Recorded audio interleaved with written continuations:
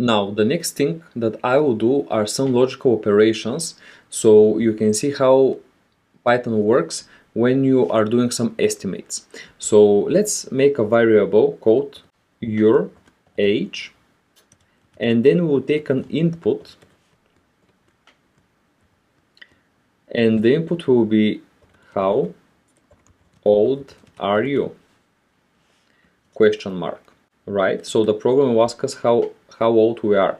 Then let's create a variable called birth year equals to today's year, so 2021, minus int your age. And then we would like to print the birth year.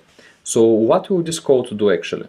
So first we're going to add our current age, and then what we will do is simply estimate the year that the person adding the age is born. So let's say if I'm 20 years old, then this program should say that I'm born in 2001. So let's see how it works. You can see the message here, how old are you? And I want my age, which is 26. And you can see that I'm born in 1995. Well, I'm born in 1994 because I'm born in November this year, but it doesn't matter. You get the logic here, right?